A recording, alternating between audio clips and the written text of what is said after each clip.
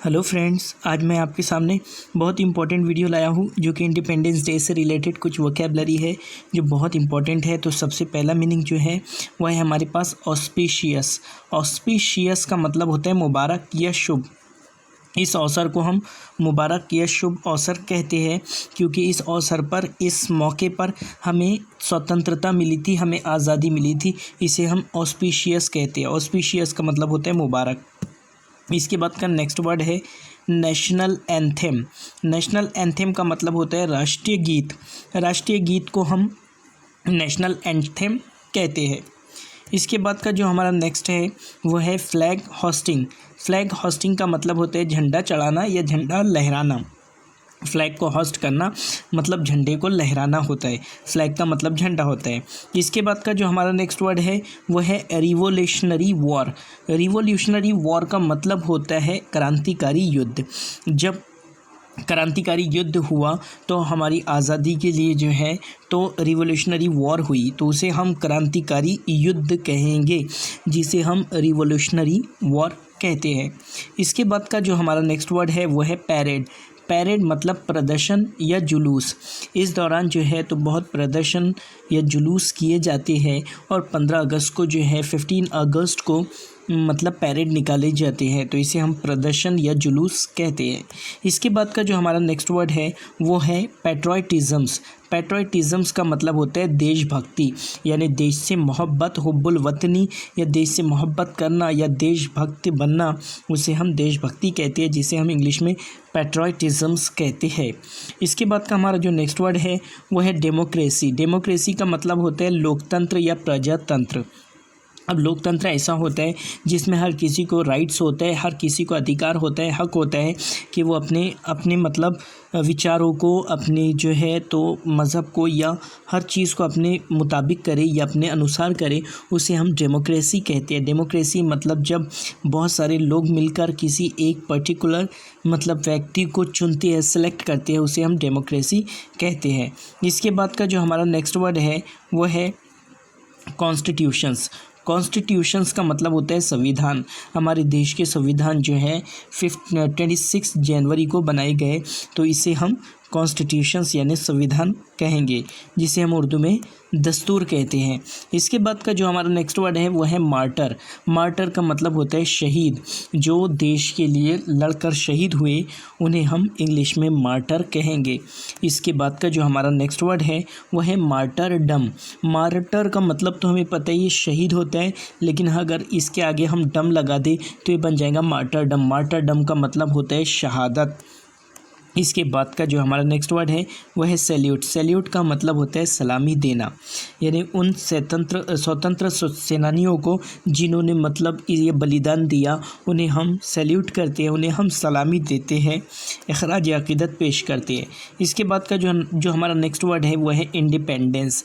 Independence का मतलब होता है आज़ादी। आज़ादी को हम इंडिपेंडेंस कहते हैं। इसके लिए दूसरे वर्ड लिबर्टी और लिबर्टी है, या फिर इसके अलावा बहुत सारे वर्ड्स यूज़ किए जाते हैं। इसके बाद का जो हमारा नेक्स्ट वर्ड है वह है ब्रिटिश रूल। ब्रिटिश रूल का मतलब होता है ब्रिटिश राज। जो अंग्रेज़ों ने हमारे ऊपर राज किया तो उसे हम ब्रिटिश रूल कहेंगे। इसके बाद का जो हमारा नेक्स्ट वर्ड है वो है स्लेव। स्लेव का मतलब होता है गुलाम। स्लेव को हम गुलाम कहते हैं क्योंकि अंग्रेज़ों ने हमें गुलाम बनाया था, इसलिए उसे उस गुलाम को हम पर्टिकुलर वर्ड स्लेव कहेंगे। इसके बाद का जो हमारा नेक्स्ट वर्ड है वह है स्लेवरी। स्लेवरी का मतलब होता है गुलामी। स्लेव से ही बना है स्लेवरी, मतलब गुलामी। तो जिन लोगों ने अंग्रेज़ों की गुलामी की तो उसे हम स्लेवरी कहेंगे। स्लेवरी यानी गुलामी। इसके बाद का जो हमारा नेक्स्ट वर्ड है वह है रूल। रूल का मतलब होता है हुकूमत करना या राज करना। अंग्रेज़ों ने हमारे देश में हुकूमत की या राज किया तो इसे हम रूल कहेंगे, रूल ऑफ द ब्रिटिश। इसके बाद का जो हमारा नेक्स्ट वर्ड है वो है फ्रीडम फाइटर। फ्रीडम फाइटर का मतलब होता है स्वतंत्र सेनानी। फ्रीडम का मतलब होता है स्वतंत्रता और फाइटर्स का मतलब होता है सेनानी, मतलब आज़ादी में लड़ने वाले लोग, उन्हें हम फ्रीडम फाइटर्स कहेंगे। इसके बाद का जो हमारा नेक्स्ट वर्ड है वो है सेक्रीफाइस। सेक्रीफाइस का मतलब होता है कुर्बानी देना। बहुत सारे स्वतंत्र सेनानी ने कुर्बानी हमारे देश के लिए दी है, तो सेक्रीफाइस का मतलब हो जाएगा कुर्बानी देना। इसके बाद का जो हमारा नेक्स्ट वर्ड है वो है पैट्रियोटिक। पैट्रियोटिक का मतलब होता है देशभक्त। पैट्रियोटिक मतलब देशभक्त। पैट्रियोटिज़म्स यानी देशभक्ति होती है, और पैट्रियोटिक यानी देशभक्त। ऐसा बंदा जो मतलब देश से मोहब्बत करता हो या देश से हुब्बुल वतनी रखता हो, उसे हम पैट्रियोटिक पर्सन कहेंगे।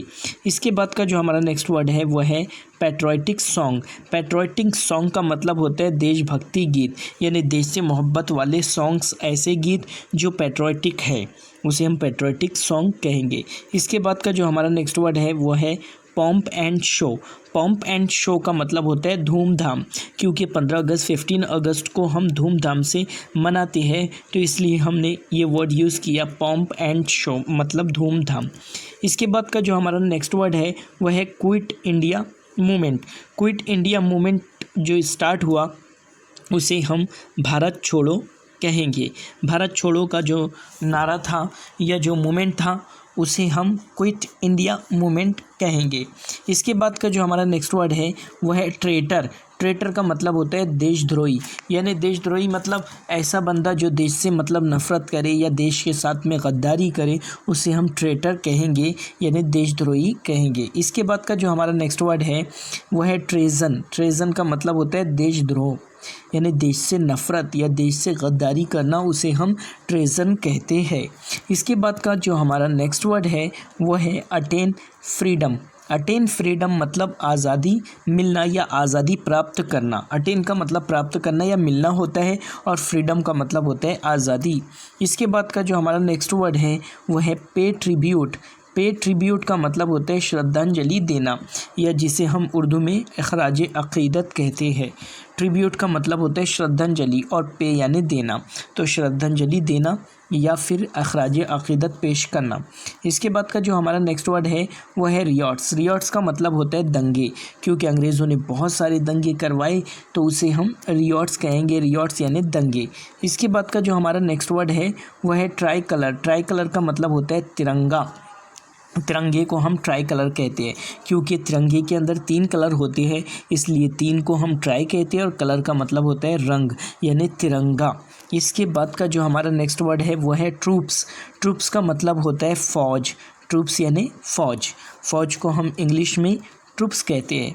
इसके बाद का हमारा नेक्स्ट वर्ड है ओकेजन। ओकेजन्स का मतलब होता है मौका या क्षण, यानी इस मौके पर या इस क्षण पर, तो इसे हम ऑन दिस ओकेजन्स कहेंगे। इसके बाद का जो हमारा नेक्स्ट वर्ड है वह है एमिड टाइट सिक्योरिटी। एमिड टाइट सिक्योरिटी मतलब कड़ी सुरक्षा के बीच। कड़ी सुरक्षा के बीच। अब कड़ी को हम कहेंगे टाइट, और एमिड मतलब बीच में, और सिक्योरिटी का मतलब होता है सुरक्षा, यानी कड़ी सुरक्षा के बीच में। तो इस तरह से हम कह सकते हैं एमिड टाइट सिक्योरिटी। इसके बाद का जो नेक्स्ट वर्ड है हमारा वो है रिबेलियन। रिबेलियन का मतलब होता है बागी, यानी बगावत करने वाले लोग, उसे हम रिबेलियन कहेंगे। अंग्रेज़ों की बहुत सारी मतलब स्वतंत्रता सेनानियों ने बगावत की, बागी बने, तो उसे हम रिबेलियन कहेंगे। इसकी के बाद में इसका जो नेक्स्ट वर्ड है वह है रिबेल्स। रिबेल्स का मतलब होता है बगावत करना। अगर हम रिबेलियन कहेंगे तो वो हो जाएगा बागी, जबकि रिबेल्स का मतलब होता है बगावत करना। इसके बाद का जो हमारा नेक्स्ट वर्ड है वह है अनक्लेम लगेज। अनक्लेम लगेज का मतलब होता है लावारिस सामान। ऐसा सामान जिसका कोई दावा ना करे, उसे क्लेम ना करे, उसे हम अनक्लेम लगेज कहेंगे। इसके बाद का जो हमारा नेक्स्ट वर्ड है वो बहुत ही इंपॉर्टेंट है, वह है divide and rule. Divide and rule का मतलब होता है बांटो और राज करो। हिंदुस्तान में अंग्रेज़ जो आए, जो ब्रिटिशर आए, उन्होंने डिवाइड एंड रूल की पॉलिसी अपनाई, मतलब हिंदू मुस्लिम करके उन्होंने राज किया। इसके बाद का हमारा जो नेक्स्ट वर्ड है वह है मैसेकर। मैसेकर का मतलब होता है हत्याकांड, यानी जो एक साथ बहुत सारे लोगों को मार देना, उसे हम मैसेकर कहते हैं। मैसेकर मतलब हत्याकांड, जो कि जलियांवाला बाग में हुआ था। जनरल डायर ने लोगों पर गोलियां चलाने का हुक्म दे दिया था।